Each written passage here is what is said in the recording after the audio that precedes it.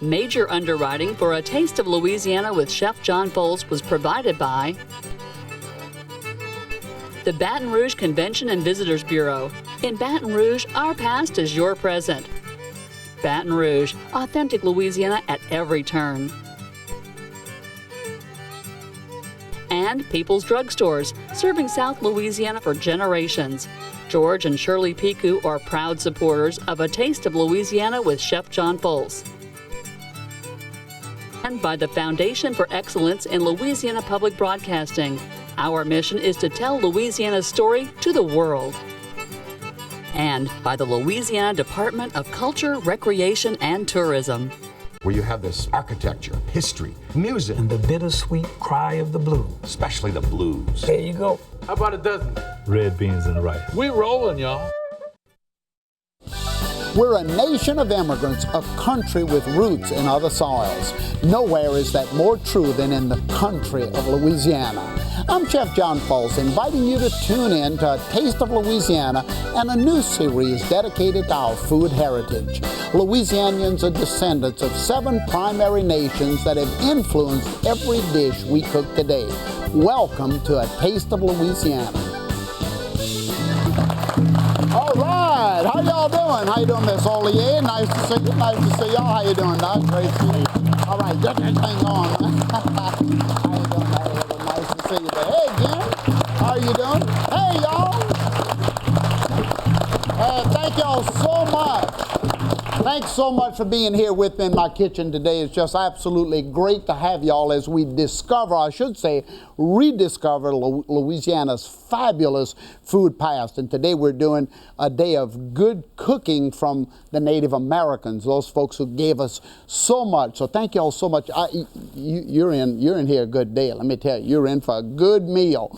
You know, y'all, a great variety of wild plant foods were available to the Native Americans in the lower Mississippi Valley. In fact, more than 250 edible wild root plants grew, providing the original Americans with a plentiful natural pantry. Louisiana's indigenous people, the Native Americans, were thriving in the lower Mississippi Valley thousands of years before Columbus set sail for the New World.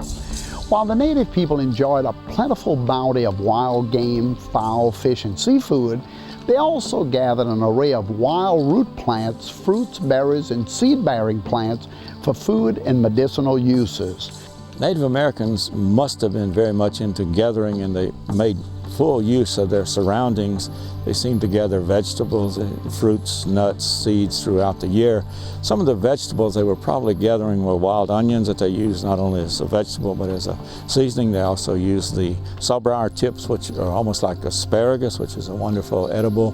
They also were getting into the wild lettuce. We have a wild lettuce that's the same as, to me, it tastes the same as the commercial lettuce that you buy in a grocery store. So the Native Americans, pretty much, like I was saying, were in tune to their environment, and they were probably following the seasons. They would know what was coming in to fruit in the next few days, a few weeks, for example. Dewberries they're probably waiting on right now. Then later in the month they'd be blackberries, and then this fall they'd be into the huckleberries getting ripe. Well, right behind me here we have wild lettuce. Oh, which so this is edible as is? As it is. You can take a taste of it right there. And right into a salad. It would be a nice bit, almost like a radicchio, right? Yeah, it's got, you know, a strong taste. Fruits were preserved by drying them in the sun, and nuts were gathered and stored for later use. Favorites were acorns, chickpeas, walnuts, pecans, hickory nuts, pond lily nuts, and honey locust beans, which were sucked for the molasses-like substance. The meat of hickory nuts was ground, then boiled into oil for cooking. Some Native Americans made pecan oil for use in cornmeal mush. Another example of a plant that was very important with Native Americans was the groundnut. This is the Apios tuberosa, which a lot of people speculate, and now I see why, that if we had found that plant, when I say we, Europeans had found that plant before Irish potato, we'd be eating French fried ground nuts because it's got lots of nutrition, it's native, and it's very, very common here in the woods, and Native Americans used it a lot. Filet, the pounded leaves of the sassafras, was also an important ingredient to Louisiana's indigenous people. This is the sassafras, and there's more than one part you can use. What you have there is the leaves. They have 3 different shaped leaves, which was used to make filet. Now you're going to have to tell me about this toothache tree, okay? It seems that Native Americans probably used lots of spices similar to what we did today, and the spices that were available to them were probably divided into the 2 main categories of the mint family, which have the strong odors, and we think of mints, but there are things called wild sage that's out there that my grandmother, who was part Native American, actually harvested from the wild. She called it sage, and she put it in sausage. And when I smell that today, I think of homemade sausage, and it actually got me going in botany. It's my link back to that. Also, the other family that's used quite a bit would have been in the same family with dill and and other members of that family. The carrot family is what it is. Dill, parsley, those sort of things. There's a wild parsley, there's a prairie parsley that's all over. So those 2 main families, just like we do today, most of our spices come from either the carrot family or the mint family, and those are readily available, and I'm sure that our ancestors, as well as the Native Americans, knew very much about which ones of these were the best for the spices. Native Americans valued medicinal herbs more than gold. Medicines were generally made into teas and poultices. Sweet gum balm cured wounds, ulcers, and relieved colic. Willow bark tea was their aspirin. And as far as the spiritual are concerned, there was a report of the black drink, which is a holly, a yopon holly, that was used very much in a ceremony. The early Europeans saw them using this as very much a ceremony, drinking a lot of it and then actually throwing up. So it was given the scientific name Ilex vomitoria. And for a good many years I was afraid to try it, but now I tried and I taste, and it's a good drink. As Native American herbalists fused into French culture, their cures and remedies passed to subsequent generations. The French-speaking native Louisianian herbalists or physicians became known as traiteurs. Even today, these healers can be found living in towns located along Louisiana's bayous and swamplands. Wasn't that really fantastic when I think of the great gifts of our Native Americans, and at the same time I think of how it came into modern day. My dad used to say he remembered the Great Depression because they never knew that they were supposed to be hungry, or they never knew that they were deprived of anything because they just went out into the swamp and everything was there, and that great gift had been shared with them from the Native Americans in the area. And I know when I look at sassafras or I look at the wild fruits or the pecan oil that we eat today, I know exactly where it came from, and I remember well. And I do have Kim Hollier and I do have Dr. Charles Allen sitting right there, and y'all, let's give them a quick hand because y'all was really great. Thank y'all so much for bringing me into the swamps and also letting me out. And we're going to talk a little bit more with both of you. And, oh, I see my tooth, my toothache. Toothache tree, yeah. Is that you see? Y'all thought I was kidding. Hey, toothache tree right here. And you brought it with. Do I get to take it home and put it in my medicine cabinet? Maybe. So we're going to talk about this in just a second. But y'all, we have to start cooking now. Thinking about all of those flavors that's so abundant to us from the swamps, what do we want to cook with? Well, looking at all the native tribes of Louisiana, I wanted to make sure that we kind of look north and look south, and I went to the Washita Nation and came up with a great dish for stuffing wild peppers as they did. And of course, you kind of find the stuffing of things throughout Native Americans, even coming in from the tamales of Mexico, coming up across into Louisiana and being incorporated into native cooking. But look at some of the meats. What would they have stuffed the pepper with? Of course, we're going to use ground beef or ground pork in our peppers, which of course eventually came in with colonization. But of course, they had bison, which could have buffalo meat, which could have been ground up. Venison, naturally. Venison was plentiful, but we could have also stuffed this with alligator alligator or with fish, and peppers could have been stuffed with anything. And I have some of the peppers already done and almost ready to go here. And y'all, if Keith has to get real close because you got to look in my pot. Look how beautiful that is. I've started already to go ahead and brown this meat. This is again, I could have bison in here, I could have venison in here, or combinations, and I've browned it really, really nicely here.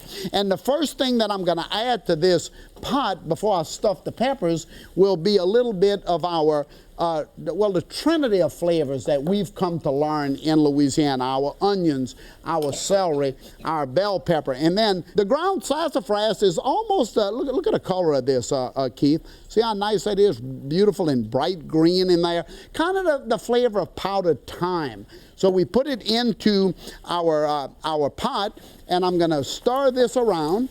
These wonderful, the meats with all of the onion, celery, bell peppers. I got to add some garlic here. We always like to add tons of garlic to everything Louisiana. I'm not sure, I have to ask Dr. Allen, was there any flavors in the swamp that kind of mimic garlic, like the society garlic or the wild garlic?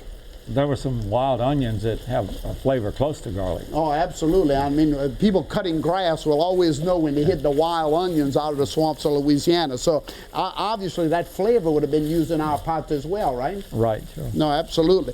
So now, y'all, I'm going to stir this around just a little bit. I'm going to add some green onions and parsley to the dish. And as far as for seasoning, I know the Native Americans did have some tubers that they used, and Kim Hollier took me all the way through the swamps, and we were looking for some little pepperworth plants. Did y'all ever find any of those, the little spicy pepper tubers? Right, they're earlier in the year, so yeah. we saw some in January. Well, look, I brought cayenne pepper because I didn't trust you. So I brought good cayenne pepper right there to spice it up. Now, y'all, with this right here, I'm going to just take it and I'm going to thicken it up. What would I thicken it up with? Cornmeal, corn bread. Because the Native Americans, of course, gave us this wonderful cornbread and cornmeal, and we make it into breads and other things, hush puppies.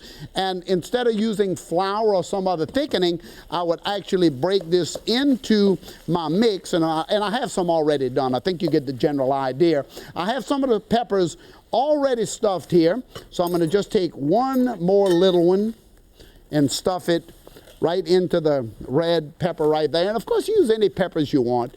Doesn't really matter. I like these beautiful, and I like them multicolored. Now, a little bit of your homemade, use any kind of sauce as well. I'm going to put a little homemade tomato sauce in here of some kind, because the Native Americans certainly were using tomatoes after the introduction of tomatoes from South America. And I'm going to go right into my oven with this.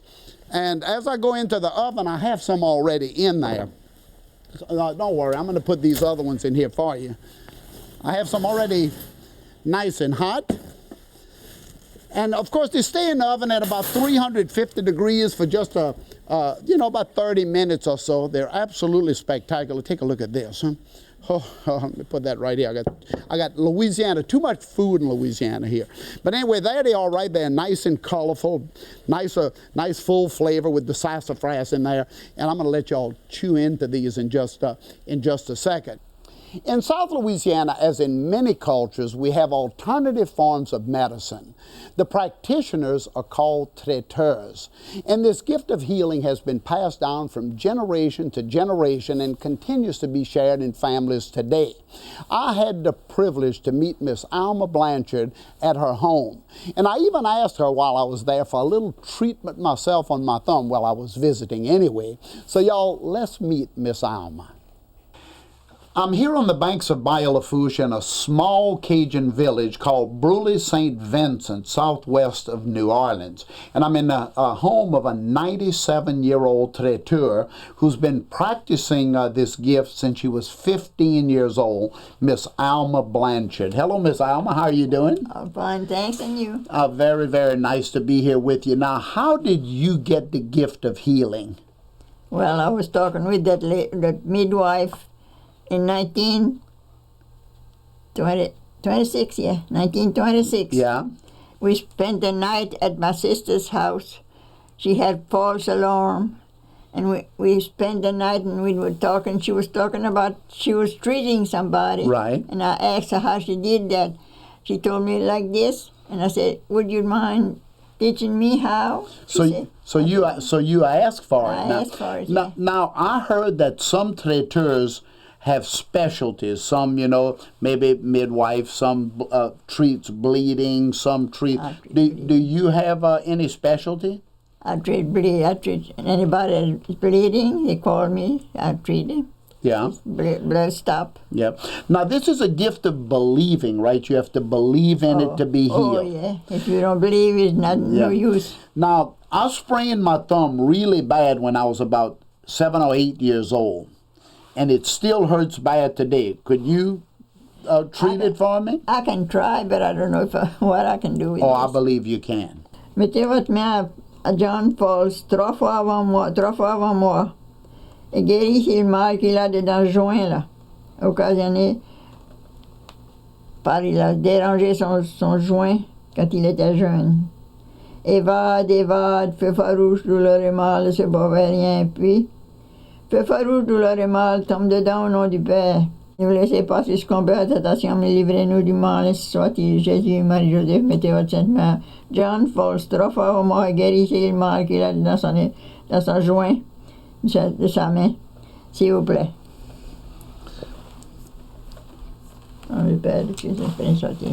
Now, I believe it's going to get well. Now, I'm here with Jennifer Landry. You are the great niece of Miss Alma, and you have the gift as well as of a treater. How did you get the gift? I asked her for the gift, and so she taught me, and she told me that I had to wait a year and a day before I told anyone or was able to treat anyone for anything, because that's just what was taught, tradition. Yeah. And I truly believe she has been given the gift of healing, because in the Bible it states in 1 Corinthians chapter 12 verse 4 that there are different spirits, that there is one gift. Right. And the gift of healing is one of the gifts that the Spirit can give you. But right. You have to believe, there are right? different it's gifts, all one Spirit. Yeah, but it's all about believing. If you believe in it, right. It works. You have to believe, and it's all about God. It's all right. about praying right. and believing. Well, I hope you can speak French as good as she can. I can't. I can't. Y'all, thank you. Can you imagine sitting in that home with Miss Alma Blanchard, and here she is right here. How are you doing, Miss Alma? I'm doing fine, thank you. You're doing good. Look, I want you to know that my thumb felt a whole lot better. I hadn't felt it hurting since, so you did a good job. Thank you. Well, look, if I can I come knock on your door any hour of the night if something's if something's ailing me?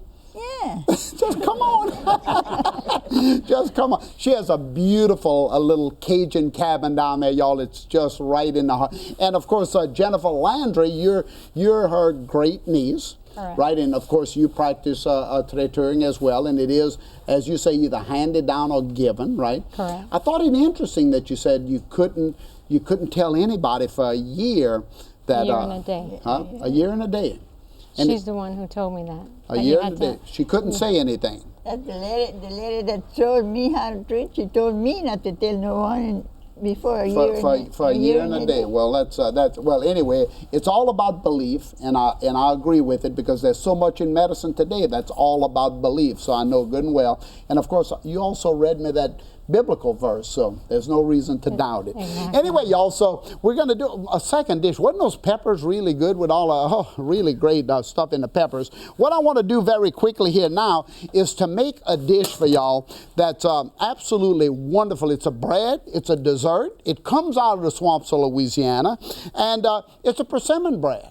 And you can use it as, fruit cakes or anything like that. This could fill all of those. I have a plain flour here, and I'm going to add a little baking powder and a little baking soda to it. Now imagine that a bread like this would have been made in the swamps of Louisiana with cornmeal at some point. Corn and fruits mixed together would have been a dish of like the fry breads and things like this from the Native Americans. So again, it kind of evolves into what it is today.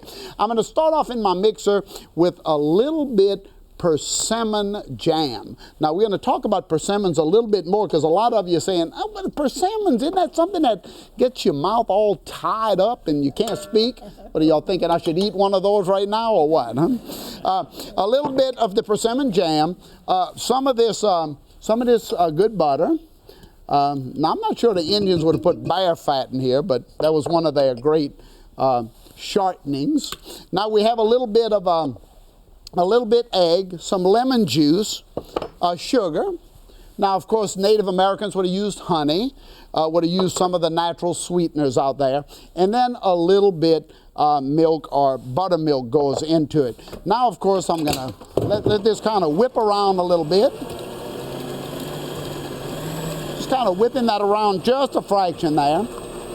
And while that's whipping around, I want to mix these the flour, the baking powder, and all of those wonderful things together, and kind of add that to it. You're getting a good shot down in there. I'm going to just shut this down for a minute. This is a powerful mixer, y'all. I'm going to open this up, and I'm going to add some pecans to it, some wonderful pecans, and then, of course, all of the flour and baking powder will go into it as well. And all of these wonderful flavors will come together to make, this is kind of one of those really great dump batters. I really like things when you can just throw them right down into the machine and just let it all kind of work itself together, because it's really a great thing. Now, I wanted to ask Dr. Allen here, because I have persimmons. And these right here are Asian persimmons. We can take a look at these. I cut them off of the tree today. And then, of course, here's some of the Louisiana persimmons just starting to come in. You can see that they're a little bitty native. Where did these come? I know they came from Asia, but when did they get here? Probably about the early 1900s. Is the flavor of the Louisiana native about the same as this, or much more stringent? Much better, much stronger for the native than the much stronger flavor. Yeah. And of course, any other uses for the persimmon other than baking and flavors like that? I use the persimmon leaves to make a tea out of. It's got more vitamin C than oranges, yeah. And I also use the persimmon seeds to make a coffee substitute. Oh, Ground coffee. up, it smells like community coffee. Right. So anyway, really, really great flavors. Now, you know, I was talking earlier today with Janie, and we were talking about all of the flavors from the Houma Indians. And did any use of persimmons in y'all cooking? In cooking, the bread was one of the things that they used on a journey because it would keep so well, and it would also satisfy the hunger. You know, they wouldn't get hungry. And the persimmon itself was also used to treat ulcers for babies. So medicinal uses as well. Mm-hmm. And I know of Native American tribes like the Tunica that actually ate persimmons for 30 days just as a cleansing process once a year or so. So a lot of great use of all of these things out of the swamplands, y'all. And Keith, you got to come take a look at this batter down here. So y'all, now it's all mixed together. I have that beautiful orange look here in the batter, and let me get this out of my way. And then I would take this and spoon it right into one of these really nice nice pans. You know, Dr. Allen, I was mentioning a minute ago all the different flavors out of the swamp, and I talked about onions. What about spice? I asked about the pepperworth. Any spice coming out of the swamps other than pepperworth? Red bay spice was very popular, and also lots of mints. Mints everywhere. There was also in the southwest Louisiana a prairie parsley. You had parsley earlier. Right. There's a native prairie parsley that grows wild in the Eunice area. So. Well, and I know there's we have the red swamp bay, the Mediterranean bay, two great flavors, and the Native Americans gave us the red swamp bay, but we didn't like it very much, so we gave it back and went to France to get the Mediterranean bay, which is the little bitty laurel leaves we get today. But the red swamp bay is really quite tasty, huh? Very much so. Yeah. So anyway, y'all, the persimmon bread, you see it right here. This would go into about a 350-degree oven. Look at a pretty beautiful color here. It's really great. And then from here, what would it look like when it came back out? Well, take a look right next to the mixer there. We have a wonderful platter of the bread and a lot of different nuts and leaves out of the swamplands of Louisiana that make wonderful flavors. Sassafras tea, boiling the roots of the sassafras tree. This is a good glass of tea given to us by the Native Americans. So y'all, just a couple of great dishes there, and I tell you, it's any one of them great. you can trace them all the way back from the early beginnings of Louisiana. Well, y'all, time flies when you're enjoying good food and good conversation with friends in the kitchen.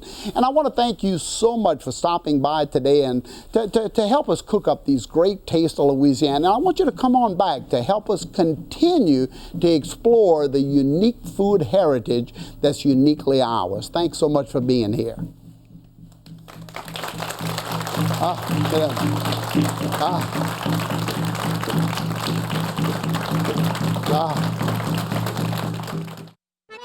To purchase the Encyclopedia of Cajun and Creole Cuisine by Chef John Folse, featuring more than 750 traditional recipes, a CD-ROM of the book, or a copy of the program featuring all 3 episodes of Today's Culture, call the number on your screen.